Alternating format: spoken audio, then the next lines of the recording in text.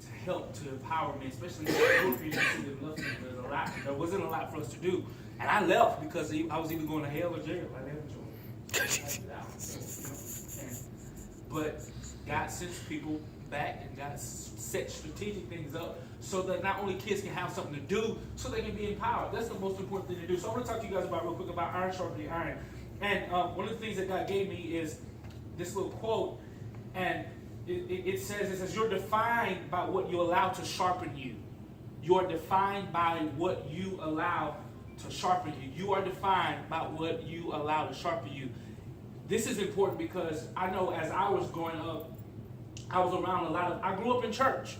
I've had a lot of, and people think, well, you're in church, you're good, you got stuff going on. And that was the opposite for me. I was a preacher's kid. I was horrible. I was terrible. I had all kinds of stuff going on, and I had a facade, that I was good, but I wasn't. And I was around a lot of dull people that didn't have anything to sharpen me.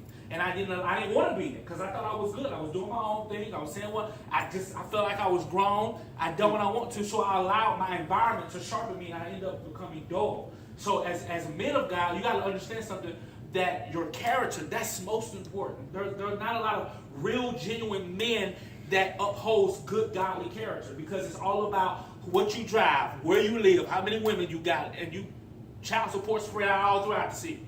You run into somebody in your back. I mean, it's all kind of great. And this is the stuff that you got to hit head on. Character, that's what's most important. If you don't have character, you have nothing. No one's going to believe in you. No one's going to trust you. No one's going to support you unless you have good character.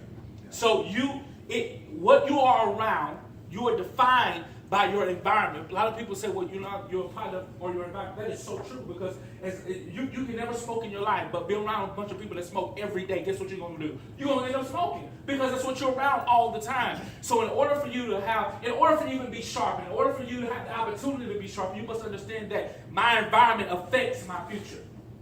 Who I allow to talk to me, who I allow to pour in my spirit. I don't talk to a lot of people. Not that I'm better than other people, not that I feel like I got to go together, but you're not on my level. Move around. I'm trying to be better. And you got to be that bold in this walk with God. You can't be around me. I thank you for that, but I'm past that level. I appreciate that, but I can't, no, not today, because I'm trying to be better. So you got to be careful who you surround yourself with, who you allow to speak into your life, who you're around that affects your environment. One of the issues is that a lot of men want to be sharpened. Check this out. A lot of us want to be sharpened. In other words, we want to do better. I've never met nobody that says, I just want to be bad today.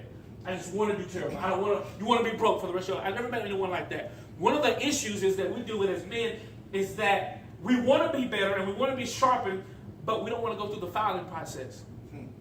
And one of the first steps into sharpening iron is to file it, to take away. That's how they get the sharp point.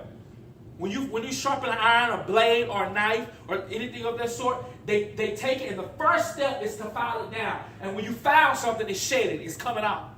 And it hurts. No one likes to be filed. Now, no one likes to stuff be taken away. But that's how God uses us. He prunes us first. And before he elevates you, he's going to take some stuff away from you. He's going to take some people away from you. He's going to move you from place. He's going to be like God. And it's almost going to be like a death, because this is not what I asked for. I want to be better. I don't want to be bitter. And that's what it's going to look like. We want to be better without going through the process. We want a microwave miracle.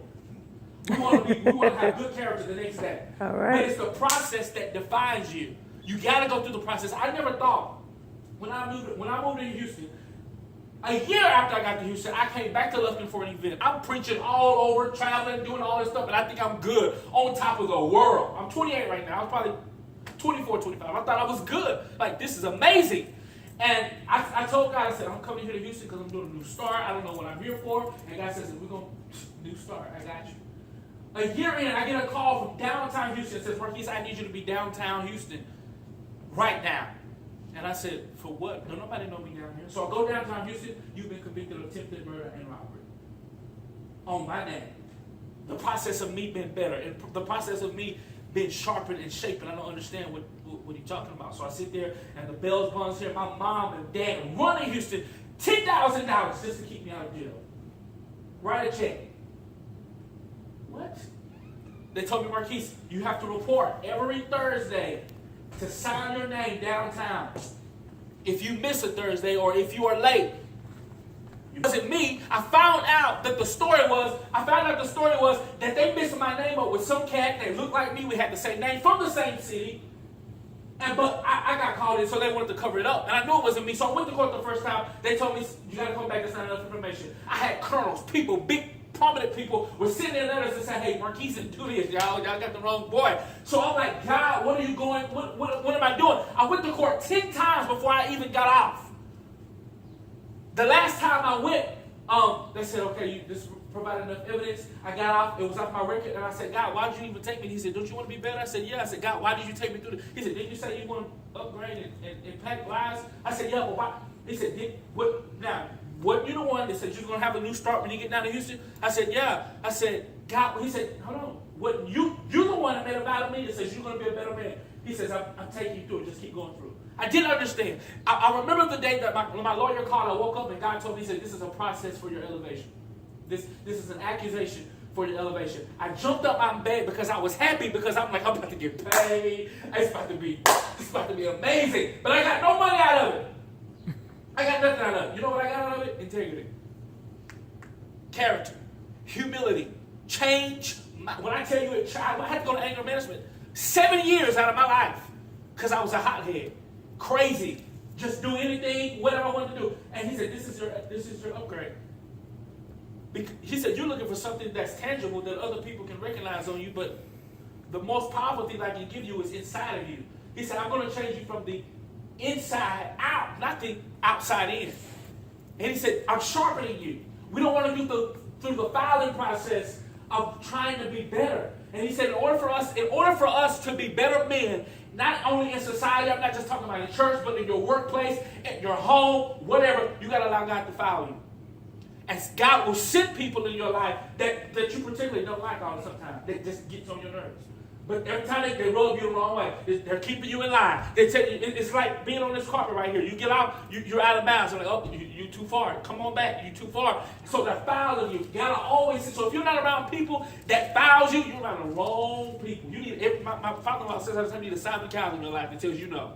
You're not good at that. No, don't do that. No, you can't. You don't need to go there. Don't do that. When I got down there, he told all I heard from him was, no, I'm a grown man. I can do what I want to do. But I wanted to be accountable because I wanted to be better. Marquist, I wouldn't do that. Marquist, watch your temper. Marquist, don't say it. You look real crap. Marquist, Marquist, don't remember that. I'm like, dude, come on. But he sent somebody in my life that filed me so that I could be sharp. So when I deliver and when I talk and when I walk in a room, it's not the swagger that attracts. It's the anointing that makes a difference. Because the filing process, I'll allow God to send me someone where I didn't reject to file me. You got to have somebody in your life to file me. Halfway done. So it is important to understand that you must be connected not only to someone that will keep you accountable, but you got to be connected to God. I mean, what is this for? You got to be connected to the source. A lot of men are connected to resource, but we're not connected to the source. You got to be connected to the source. Because if you're not connected to the source, you're going to rely on the resource to be your main source, and you're not going to have a source one day. They're not going to be there every day. How you doing? I don't want to talk today. Men, we talk about women being catty deep. It's 2016. Men just as catty as they are. Don't talk to me today. I'm like, is it that time of the month for you? Bro, are you all right? What's wrong? They're not going to be with you all the time. So when your accountability partner, or whatever you want to call it, or your homeboy and your friend don't pick up the phone, and you make them the source of your life, then basically you make them the God of your life. You have nothing else. That's why I don't depend on people. I depend on God. And when you depend on God, when people fall off, you still good. Iron sharpening iron. Check this out right here.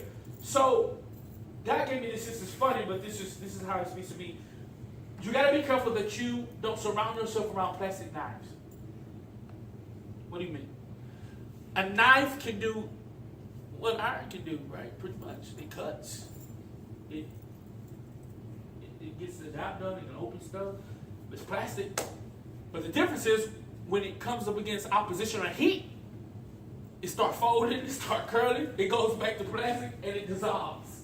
It doesn't stand. There are a lot of plastic knives that has the image of iron, that I'm good, I can cut through this, I can make it through this. But when opposition comes, the Bible says that if you faint in the day of adversity, your strength is small. That's why a lot of people, when something goes down, all hell, I'm about to lose my life. People want to kill themselves, commit suicide, running out for bridges. I had a cousin that shot himself in the head. I mean, all kind of crazy stuff.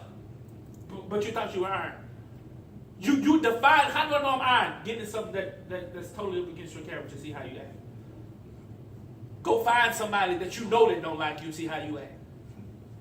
That's how you know if you're iron or not. You'll find out if you're iron or plastic real fast because your reaction to it is. So iron sharper than iron is us coming together, being better, mature, and a lot of times, man, we got to consider the source. A lot of this drama, all this crazy, sometimes the enemy, tell you something, when progression is happening in your life, the enemy's objective is to knock you sideways and to get you off focus of what your main goal is and to make you think that's not what it's supposed to be.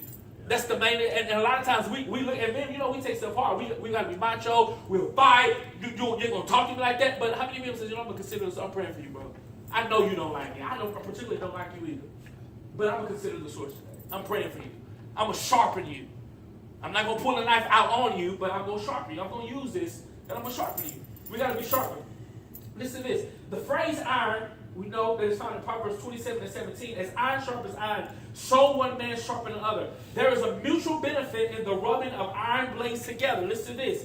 The edges become sharper, making the knives more efficient in their task to cut and to slice. We, as men of God, we cut and we slice, we open doors, we make stuff happen. We're the breadwinners. We make stuff happen. If you are not the iron in your household and the woman or the girl or the wife is making all the decisions, you are totally out of place. You need to find your position. You need to realign yourself. We open the door. I know I open it. I know I'm very confident who I am in God. I open the door. I do this. No, you don't. You watch me. You chill, pray for me. But this is my position. I got this. And when we take our rightful places, then there won't be so many women doing our jobs. 70% of women statistically fills the churches up. The workplace, women. Men make more money, but when it comes to being better and spirituality and stuff like this place should be packed today. I don't care what you got going on. This should have been packed today. You know why?